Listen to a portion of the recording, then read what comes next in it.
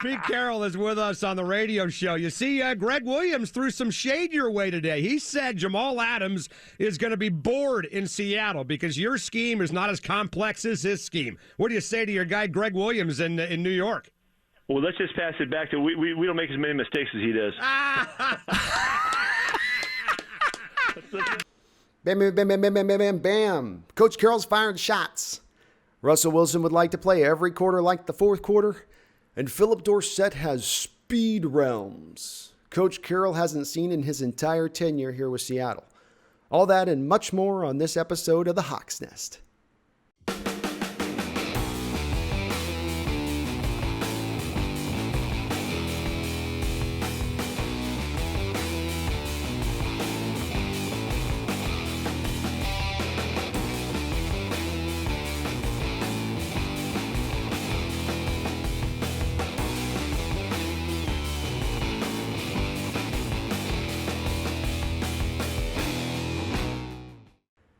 Hello and welcome to the Hawks Nest. My name is Brandon. Thank you as ever for tuning on in. Well, our head coach got just a wee bit feisty this last week, and I thought it was awesome. Oh, it's great. There's nothing better than feisty Coach Carroll when he's got a little bit of an edge, chip on his shoulder. Harkens back to the days of him and Harbaugh when they would kind of go back and forth. And for those of you that are unaware, of course, this last week, the New York Jets defensive coordinator, Greg Williams, was on a conference call with the local New York media, and the discussion subject wound its way around to Jamal Adams, and he was asked about it. Of course, Jamal Adams being his former star safety there with New York, who was traded this offseason. And Greg said, I don't know. I just feel like, Jamal's going to be a little bit bored over there in Seattle. Of course, what he's pointing to is the fact that Seattle runs a very simple scheme, cover one, cover three, a lot of zone, whereas Greg Williams and his scheme is very complex, almost the antithesis of Seattle's scheme, if you will. They're very blitz heavy, and they put their men out on islands, and it's a lot of man on man, and you don't know where the blitzes are coming from, and it's always different almost every play. And Seattle is on the other end of this. Well, Coach Carroll caught wind of it, and he said, maybe he will get a little bit bored, Greg. Bountygate Greg. But we also make a lot fewer mistakes than you make over there. And I thought Carroll was actually being a little gentle on one Mr. Williams because he could have pointed to that Bountygate stuff and the New Orleans Saints background with Williams and him, of course, offering to pay players to hurt opposition out on the football field, $50,000 for a torn ACL, for instance. But he went above the belt. Carroll kept it up here. And he said, okay, yeah. You want to point at my simple scheme, but the problem with your complex scheme, Greg, and one of the downsides that comes with running that kind of scheme is you're going to make a whole lot more mistakes, a lot more bigger plays over the top. And when you look at Greg Williams, he's had some successes in his coaching tenures. He's had some not so good successes and some failures. And it's a bang or bust kind of scheme in a lot of ways. Whereas Carroll's scheme's a little more straight edge down the middle of the field. It's going to be a little more safer. But like he said, it's also going to make a lot more mistakes. And where I really want to move off of this kind of great, cool argument that's out there between these head coaches, because it was also awesome where Carroll said, get at me, bro. What do you got next? And Williams has been pretty quiet up until this point. But it's just great to see them having this sort of open debate out there in public, because it is sort of a debate that we see within our own fan base. This past offseason, I think we saw more pressure from the fans, or at least more of a growing contingent amongst the fans, looking for Coach Carroll to move on, be put out to pasture. They feel like his scheme is too simple. He's not been as willing to sort of adopt anything new. They'd like to bring in an offensive-minded head coach and let Russ cook. And while I myself have been a little bit a part of this crowd in the respect of I've been very negative on Coach Carroll and this scheme and his unwillingness to be innovative, to try to adopt new things, to become safer as he's gotten older, I've not joined their chorus in the respect of asking for his head. I'm not there yet. I think Coach Carroll still brings an awful lot to the table that some of these folks are kind of missing a little bit. Because what you might be bringing in the offensive mastermind of a guy like Lincoln Riley, let's say, there are also things you're going to lose out the door. So for instance, one of the things you're going to lose is motivation, I think. Coach Carroll is one of the best motivators in the entire NFL. And I'm not so sure you're just going to get that back in the door with a random guy. Maybe there's a guy out there like Mike Tomlin or someone else who you could say is a little bit better, but I think he's right there at number one or near number one in the league. And you saw this really show itself last year when he had 5 10 a.m. wins last year as a team. I don't think that there's a coach in Seahawks history that could have gotten 4 10 a.m. wins in all of our history. It's been a horrible thing for head coaches, from Coach Knox to Holmgren to Flores to Erickson. Go down the list. All of them struggled in those 10 a.m. games. Coach Carroll dominated, and he's done better and better over the last few years as he's figured it out more and more how to get the team ready for those games. You see it too in primetime games. You see it in the postseason win and loss record. He knows how to get his team prepared week in and week out to play. They may fail from schematic designs, or they may fail for other reasons like injury, but they're not going to fail because they didn't show up. That's something we can't say about Coach Carroll's teams. That could start to show itself with another head coach. The other thing I'd like to point to is his ability to recruit. This is a thing that people have started to take little shots at and said, well, where's the recruiting been the last couple of years? You haven't been able to bring anybody in. I thought he's supposed to be this master recruiter. The problem is that the Seahawks salary cap, they've been kind of up against it over the last few years. Not this last offseason, but the last prior offseason, they were carrying all that dead money from the Legion of Boom era. There wasn't a lot of flexibility to go out there and bring guys in. So you had a guy like Ndamukong Suh, for instance, who came in on 2 different off seasons back-to-back looking to come play for the Seahawks, but he wanted to go to the highest bidder. And Seattle couldn't be the highest bidder at that point, so they weren't able to sign him. It didn't mean he didn't want to come here. Didn't mean we weren't interested. And I think when you look at last season, right at the start of the season, at the end of training camp, in the Jadeveon Clowney situation, this is where that does show what a great recruiter Carroll is and why players want to come play for him. Because Clowney at that time had the opportunity to go to the Miami Dolphins. The trade was on the table. It was signed, sealed, and delivered. He was going to get a new contract with the Dolphins because they had a ton of cap space to spend. But Clowney went, no, I don't want to play for a loser. I want to go play for a winner. And he knew in Seattle with Dwayne Brown connection, the former left tackle there of the Houston Texans and a good friend of Jadeveon, that this would be a good place to play. And he was able to come to Seattle. Carroll's a part of that he would want to come like that. This last offseason with Jamal Adams. Jamal Adams did not want to play with the New York Jets this next season at $3.6 million. He said, no, I ain't going to play for you guys. I ain't going to play for that trash organization for $3.6 million. You guys need to pay me. But he did not say that about Seattle, did he? He came to Seattle and he was willing to play on that $3.6 million salary because he knew what kind of organization it is. He knew what kind of head coach Coach Carroll is.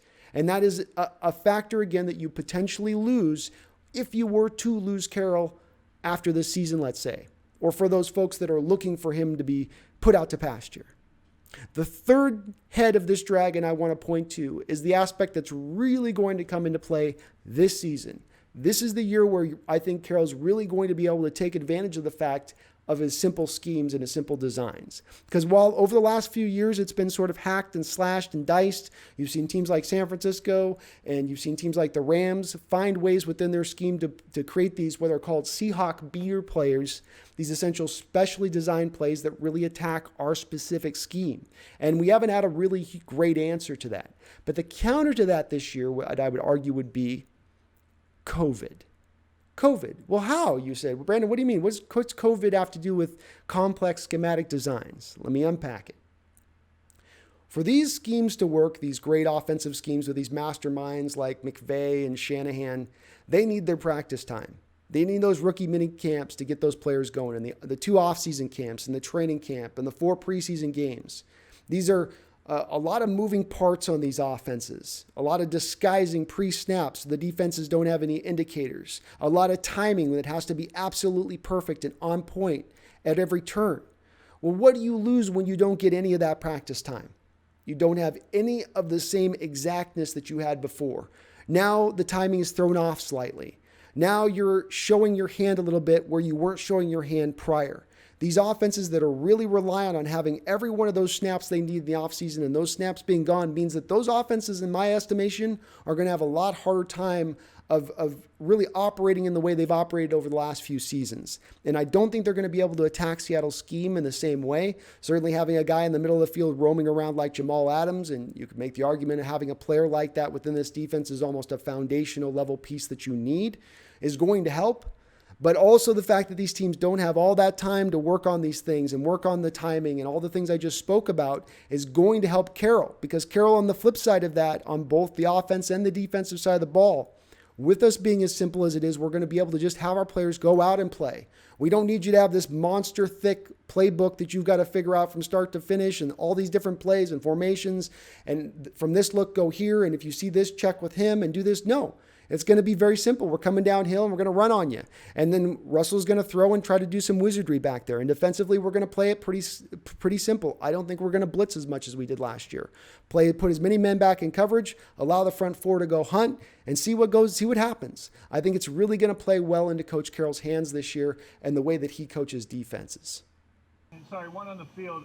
Phillip Dorsett, he looks like he's running away from some of your corners and safeties. What element is he bringing that's a little new? He's the fastest guy we've ever had here, Greg. You know, I mean, he runs, into the time realms we don't even think really exist. Did he just say time realm? Time realm. Time realm? Time realm. What is a time realm? You know, training camp is in full swing when Pete Carroll is pulling out all the hyperbolic praise he can find for every player on the roster who didn't come in 20 pounds overweight. And Phillip Dorsett was just been the latest guy to receive that lavish praise, as he said, this guy's the fastest guy we've had here in my entire tenure here. That's something when you consider there's speedsters like Paul Richardson and Lockett and Ricardo Lockett, who was a former track guy who came through here, and he's saying this guy's faster than all of them, claims he's a 4.2 guy.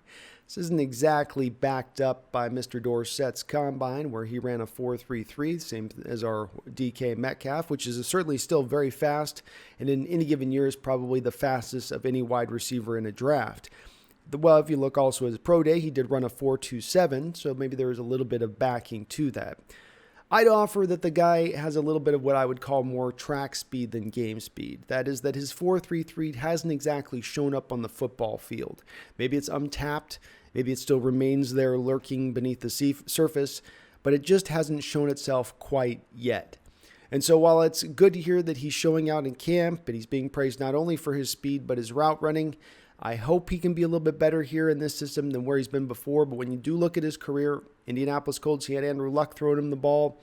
Had a pretty good second year there where he did get up to around 600 yards, a couple touchdowns. Looked like maybe he was on his way to being the Robin to T.Y. Hilton's Batman. But then he went to the Patriots, and you were expecting maybe him to even go further with a guy like Tom Brady throwing him the football. It just wasn't seemingly a very good fit. And while he was very efficient out of the slot last year with Tom Brady having not dropped one pass all season last year, there still is a little bit of question in my mind about how much there is to really get out of this guy. I think once you end up signing Josh Gordon, he's going to be probably looking about fourth on the depth chart. How many touches are you really going to get this guy, and how many opportunities is he really going to get? But you never know when injuries could strike. You never know when there's a potential suspension there still lurking right over the top of Josh Gordon's head, has happened many times before. So it's good to still have a receiver here with this pedigree and maybe potentially even some untapped potential. Phillips never played with a quarterback like Russell Wilson before. Certainly Andrew Luck was able to scramble around a little bit, and he had a pretty big arm, but he's not the scrambler Russell is necessarily. He's not going to extend plays to the degree that Russell can. And certainly Tom Brady can't extend anything at this point past about 2.8 seconds. He's got to get rid of that ball because you don't want that guy moving around. Well, now on Russell, Phillips got a guy who, if his first route doesn't work, if he doesn't win, if he doesn't get separation, he can now break off into that second route. And that's a part of his game that we've never really had a chance to see. He was certainly really young with Indianapolis. Andrew Luck was fighting off those injury problems at the end of his career. So now we get a quarterback who maybe fits really well with his skill set once he sees the field. We'll see how it all shakes out. It's just a nice little insurance policy to have on this team.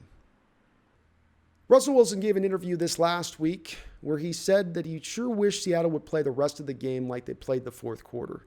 This falls right along in line with more of what Russell has said this past offseason, where you've seen him openly push for guys like Antonio Brown, for him to say to the front office at the start of the offseason, we need more superstars. There's not enough talent on this team right now.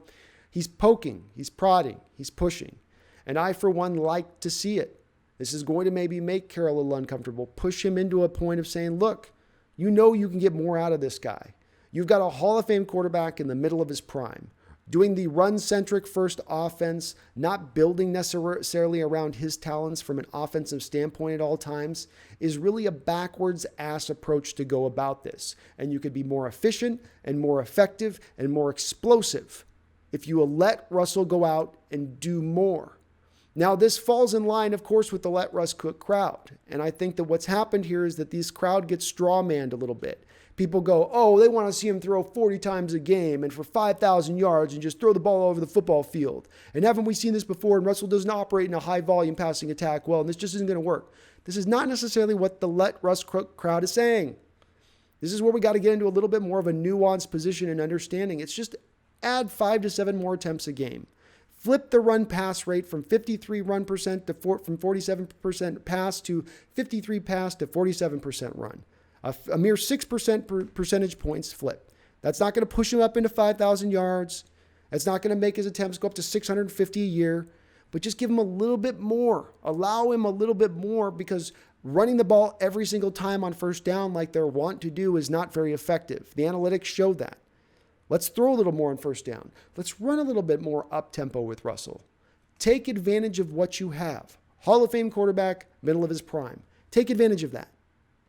Every year we talk about players who we think are going to take a step forward or become stars or become superstars from stars. But there are always just a couple of players that will float just a little bit below the radar and go unnoticed or not be spoken about enough, who end up having really good years and hit us all upside the head in big surprise.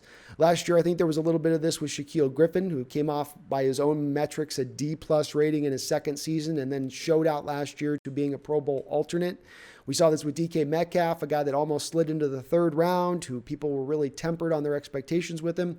He showed up last year, put up a 1,000-yard season, looks like a guy who's right on track to become a superstar, the next superstar wide receiver in this league. So a couple of guys I wanted to point to, and I'm really excited about this, is as excited as a development on this team as anything else.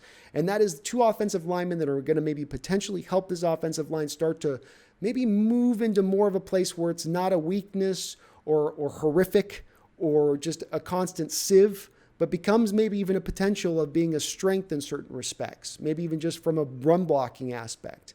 And the first guy I want to lock in on here is going to be Damian Lewis. When you look at this last draft of the Seattle Seahawks, a lot of it was projection-based. Guys that aren't going to give you a level of productivity until 2 years down the line, 3 years down the line. You're projecting out to that point. They're not going to give you a lot this season. I think Jordan Brooks is going to sit on the bench a lot this year. Darrell Taylor just got a rod taken out of his leg. Probably can't expect a lot from him. Colby Parkinson's got the broken foot. There's going to be a couple guys here that give you a little bit from this draft, but I think a lot of it is into the next year. One guy who wasn't. One guy who's for the here and now is Damien Lewis. Because nearly the second after they drafted this guy, they released DJ Fluker.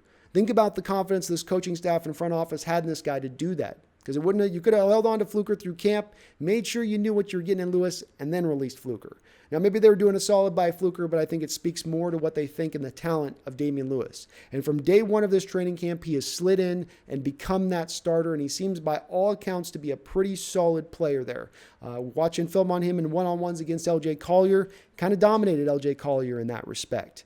He's a guy who I don't necessarily know is going to be a Pro Bowler as we move forward or Hall of Famer, but could be a solid starter for you on that offensive line for the next 5 to 8 years. And maybe that's a low metric to want at this point, but it's been so bad along that offensive line of everybody outside of Dwayne Brown, but that just getting a league average player at that position could go quite far to helping our offense be that much more effective. And the other guy I want to point out next to Damian Lewis is going to be Ethan Posik. For those of you that watch this, my streams or the Hawks Nest episodes know that I have projected and predicted for a while now that this guy was going to be your day one starter at the center position.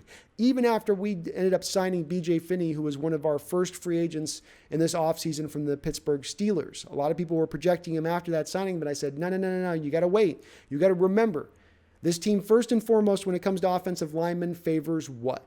Run blockers. B.J. Finney is more of a pass-blocking center. He's more of that technician at the position.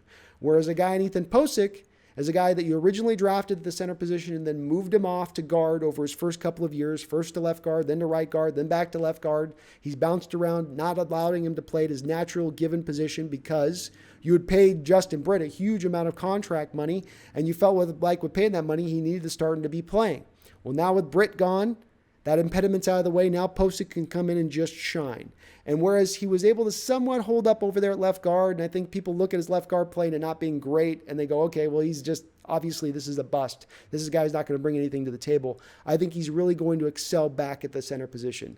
Just because he struggled at guard doesn't mean he can't be great at center. And he's got all of the physical attributes they look for in the center and on that offensive line. He can move people off the ball. He can combo block really well, which is what he excelled at LSU. And I think with him and Lewis both together, and then you got now on the left side, Dwayne Brown and Mike Iupati, you're starting to round this offensive line potentially into shape. Certainly there's not a lot of depth there on that line, especially at the left tackle position, but you are starting to get a little bit more talent over on that side of the ball and a little bit better overall performance, I would argue. And if that offensive line can round even a little bit more into shape from what it was last season, that's just that much more dynamic and explosive the overall offense is going to be.